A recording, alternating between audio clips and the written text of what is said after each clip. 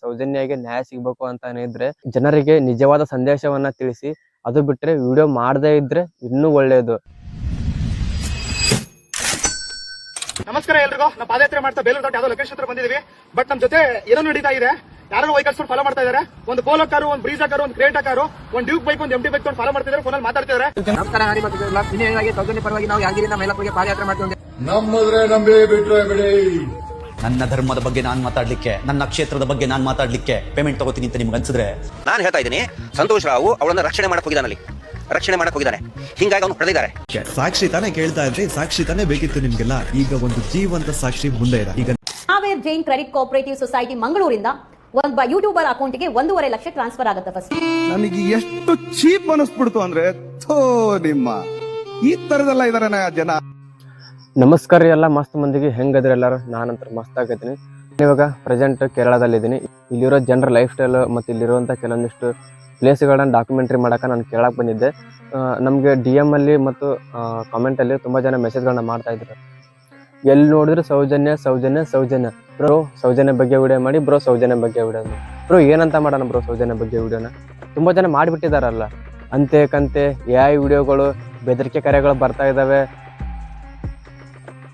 So ಇವರೆಲ್ಲ ಮಾಡಿದ್ಮೇಲೆ ನಾವೇನಂತ ಮಾಡೋಣ ಬ್ರೋ? ಒಂದೇಳಿ, ಇವಾಗ ನಾವು ವಿಡಿಯೋ ಮಾಡಿದ ತಕ್ಷಣ ಅಂತಾರೆ ಲೈಕ್ ವ್ಯೂಸ್ಗೋಸ್ಕರ ನೀವು ವಿಡಿಯೋ ಮಾಡ್ತಾರೆ ಅಂತಂದ್ರೆ, ಹಂಗೂ ನಾವು ವಿಡಿಯೋ ಮಾಡಲಿಲ್ಲ ಅಂತಲೇ ಅನ್ಕೊಳ್ಳಿ. ಇನ್ಫ್ಲೂಯೆನ್ಸ್ ಮಂದಿ ಅಂತಾರೆ, ನಿಮ್ಮ ಮನೆ ಹೆಣ್ಮಕ್ಳಾಗಿದ್ರೆ ನೀವು ಸುಮ್ಮನೆ ಇರ್ತಿದ್ರ, ಧ್ವನಿ ಎತ್ತಿರ್ಲಿಲ್ವಾ ಅಂತಂದ್ರೆ. ಬ್ರೋ, ನಿಜವಾಗ್ಲೂ ಸಹೋದರಿ ಸೌಜನ್ಯ ಅನ್ನೋದು ಕೇವಲ ಅವರ ಮನೆ ಮಗಳಲ್ಲ. ಸಹೋದರಿ ಸೌಜನ್ಯ ನಮ್ಮ ಮನೆ ಮಗಳು ಕೂಡ, ನಮ್ಮ ಸಹೋದರಿ ತಾಯಿ. ಇವಾಗ ನಮಗೆ ನ್ಯಾಯ ಬೇಕಾಗಿರೋದು ಕೇವಲ ಸಹೋದರಿ ಸೌಜನ್ಯಳಿಗೆ ಮಾತ್ರವಲ್ಲ, ಅಲ್ಲಿ ನಡೆದಂಥ ಅನೇಕ ಸಾವು ನೋವುಗಳಿಗೂ ಕೂಡ ಅಲ್ಲಿ ನಾವು ನ್ಯಾಯನ ದೊರಕಿಸ್ಕೊಡ್ಬೇಕು. ಸೊ ನಾನು ಯಾಕೆ ಈ ವಿಡಿಯೋದಲ್ಲಿ ನೇಮ್ಗಳನ್ನ ಮೆನ್ಷನ್ ಮಾಡ್ತಿಲ್ಲ ಅಂದರೆ, ಇವಾಗ ಹೇಳ್ತಾ ಇದ್ದಾರೆ ಅಂತ ನಾನು ವಿಡಿಯೋ ಮಾಡಿ ಅವ್ರ ಹೆಸರುಗಳನ್ನ ಹೇಳ್ಬಿಟ್ರೆ ಎಂಡ್ ಆಫ್ ದ ಡೇ ಆ ಪ್ರಾಬ್ಲಮ್ನ ಫೇಸ್ ಮಾಡೋದು ನಾನೊಬ್ಬನೇ. ಅಲ್ಲಿ ಕಮೆಂಟ್ ಮಾಡಿರೋರ ಯಾರೂ ಬರೋದಿಲ್ಲ. ಸೊ ಹಂಗಾಗಿ ನಾನಿಲ್ಲಿ ಯಾರದೇ ಹೆಸರನ್ನು ಮೆನ್ಷನ್ ಮಾಡೋದಿಲ್ಲ. ನಿಮ್ಮಿಂದ ಸರಿಯಾದ ಸಂದೇಶವನ್ನು ತಲುಪ್ಸೋಕ್ಕಾಗದೇ ಇದ್ರೂ ಪರವಾಗಿಲ್ಲ, ಕೆಟ್ಟ ಸಂದೇಶವನ್ನು ತಲುಪಿಸಿ ಜನರ ಮನಸ್ಸಿನಲ್ಲಿ ಭೀತಿಯನ್ನು ಬಿತ್ತೋದನ್ನು ಕಡಿಮೆ ಮಾಡಿ. ಇವಾಗ ತುಂಬ ಜನ ಹೇಳ್ತಾ ಇದ್ದಾರೆ, ಸೊ ನಾವು ಹೋರಾಟ ಮಾಡೋಣ ಅಂತಂದು. ಸೊ ಸರಿ, ಹೋರಾಟ ಮಾಡೋಣ. ನಾವು ಬೀದಿಗಿಳಿದು ಹೋರಾಟ ಮಾಡೋದ್ರಿಂದ ಯಾವುದೇ ರೀತಿಯಾದಂಥ ನ್ಯಾಯ ಸಿಗೋದಿಲ್ಲ. ನಮಗೆ ಬೇಕಾಗಿರೋದು ಸಾಕ್ಷಿ.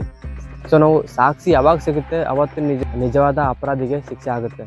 ನಾವೇನು ಹೇಳೋದು ಬೇಡ, ನೀವೆಲ್ಲ ನೋಡಿರ್ತೀರ. ಸೊ ಆ ರೀತಿಯಾದಂಥ ಹೋರಾಟ ನಮಗೆ ನಿಜವಾಗ್ಲೂ ಬೇಡ ಗುರು. ಈ ಸೌಜನ್ಯ ಕೇಸ್ ಅನ್ನೋದು ಒಂಥರ ಪಾಪ್ಯುಲಾರಿಟಿ ಆಗಿಬಿಟ್ಟಿದೆ. ಸೊ ನೀವು ಮೊನ್ನೆ ನೋಡಿದ್ರಲ್ಲ ಅಫ್ಜಲ್ ಶರಣ್ ಅವರು, ನಿಜವಾದ ಒಂದು ಹೆಣ್ಣಿಗೆ ಆದಂಥ ಅನ್ಯಾಯದ ಬಗ್ಗೆ ಹೋರಾಡೋಣ ಬನ್ನಿ.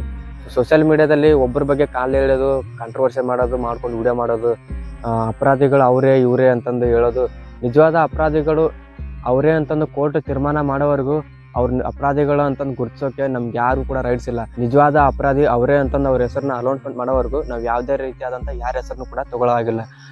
ಸೊ ನಾವೇನಾದ್ರೂ ತೊಗೊಂಡ್ರೆ ಅದು ಕಾನೂನು ರೀತಿಯಲ್ಲಿ ಅಪರಾಧ. ಅವ್ರೇನಾದ್ರೂ ನಮ್ಮ ಮೇಲೆ ಕೇಸ್ ಹಾಕ್ತಾರೆ, ಎಂಡ್ ಆಫ್ ದ ಡೇ ಆ ಕೇಸ್ನ ಎದುರಿಸೋಕೆ ನಾವು ಮಾತ್ರ ಇರೋದು. ಕಮೆಂಟ್ ಮಾಡಿದವ್ರು ಯಾರು ಬರಲ್ಲ. ಈಗ ಒಂದು ಧಾರ್ಮಿಕ ಕ್ಷೇತ್ರದ ಬಗ್ಗೆ ವಿಡಿಯೋ ಮಾಡೋದಾಗಿರ್ಬೋದು, ಅಲ್ಲಿರುವಂಥ ಅಧಿಕಾರಿಗಳ ಬಗ್ಗೆ ವಿಡಿಯೋ ಮಾಡೋದಾಗಿರ್ಬೋದು, ಈ AI ವಿಡಿಯೋಗಳನ್ನ ಜನರೇಟ್ ಮಾಡೋದಾಗಿರ್ಬೋದು, ಸೋಷಿಯಲ್ ಮೀಡಿಯಾದಲ್ಲಿ ಕಿತ್ತೋಡೋದ್ರಿಂದ ಆಗಿರ್ಬೋದು, ಪಾದಯಾತ್ರೆಗಳನ್ನ ಮಾಡೋದ್ರಿಂದ ಆಗಿರ್ಬೋದು, ಈ ರೀತಿಯಾಗಿ ಮಾಡೋದ್ರಿಂದ ಯಾರಿಗೂ ನ್ಯಾಯ ಸಿಗೋದಿಲ್ಲ.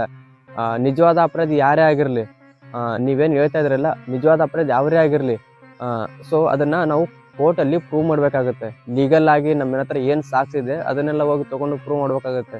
ನಿಜವಾದ ಅಪರಾಧಿ ಅವರೇ ಆಗಿದ್ರೆ ಸರ್ಕಾರ ಯಾವ ರೀತಿಯಾಗಿ ಅವ್ರಿಗೆ ಶಿಕ್ಷೆಯನ್ನು ಕೊಡಬೇಕು, ಖಂಡಿತವಾಗಿ ಆ ರೀತಿ ಶಿಕ್ಷೆಯನ್ನು ಕೊಡುತ್ತೆ ಅಂತ ಹೇಳಿ ಕಟ್ಟು ಕಥೆಗಳಲ್ಲ. ಸೊ ಹಾಗಾಗಿ ನಿಜವಾದ ಸಾಕ್ಷಿಗಳನ್ನ ಇವಾಗಲೇ ನಮ್ಮ ರಾಜ್ಯ ಸರ್ಕಾರ SIT ತಂಡವನ್ನು ರಚನೆ ಮಾಡಿದೆ. ಅವರ ಕೈಗೆ ಆ ಒಂದು ಕೇಸನ್ನು ಒಪ್ಪಿಸಿದೆ.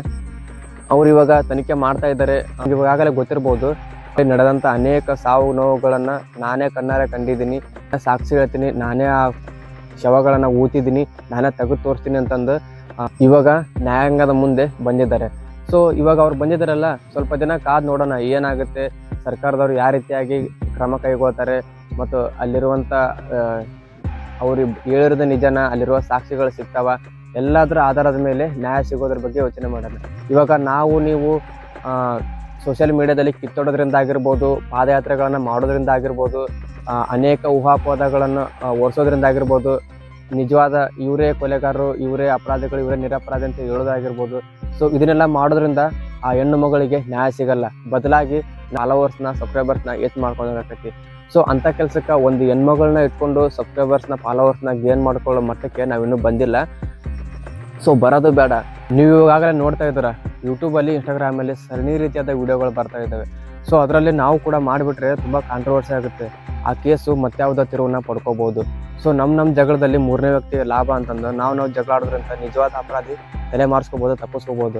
ಸೊ ಇದಕ್ಕೆಲ್ಲ ನಾವು ದಾರಿ ಮಾಡಿಕೊಳ್ಳಾರ್ದಂಗೆ ಏನು ಮಾಡ್ಬೇಕಂದ್ರೆ ನಿಜವಾದ ಅಪರಾಧಿಯನ್ನು ಯಾವ ರೀತಿಯಾಗಿ ನಾವು ಪತ್ತೆ ಹಚ್ಚಬೇಕು ಅನ್ನೋದ್ರ ಬಗ್ಗೆ ಗಮನ ಕೊಡಬೇಕು. ಸೊ ಆ ರೀತಿಯಲ್ಲಿ ನಾವು ಪಾದಯಾತ್ರೆ ಮಾಡೋದಾಗಿರ್ಬೋದು, AI ವಿಡಿಯೋಗಳನ್ನ ಕ್ರಿಯೇಟ್ ಮಾಡೋದಾಗಿರ್ಬೋದು, ಒಬ್ಬರನ್ನ ತಪ್ಪಿದಸ್ಥರನ್ನಾಗಿರ್ಬೋದು. ಸೊ ಅವ್ನು ತಪ್ಪು ಹೇಳ್ತಾ ಇದ್ದಾನೆ, ನಾನು ಸರಿ ಹೇಳ್ತಾ ಇದ್ದೀನಿ, ನಾನು ತಪ್ಪು ಹೇಳ್ತೀನಿ ಅವ್ನು. ಸೊ ಇದನ್ನೆಲ್ಲ ಪ್ರೂವ್ ಮಾಡ್ಕೊಂಡು ಕುಂದ್ರಕ್ಕೆ ಇಲ್ಲಿ ಯಾರಿಗೂ ಸಮಯ ಇಲ್ಲ. ಸುಮಾರು 12ರಿಂದ 13 ವರ್ಷ ಆದರೂ ಕೂಡ ಸಹೋದರಿ ಸೌಜನ್ಯಳಿಗೆ ನ್ಯಾಯ ಸಿಕ್ಕಿಲ್ಲ. ನಿಜವಾದ ರೀತಿಯಲ್ಲಿ ನ್ಯಾಯ ಸಿಗೋ ಟೈಮ್ ಇವಾಗ ಬಂದಿದೆ. ಅಪರಾಧಿ ಯಾರೇ ಆಗಿರ್ಬೋದು, ನಿಜವಾದ ಅಪರಾಧಿಗೆ ಶಿಕ್ಷೆ ಆಗಬೇಕು.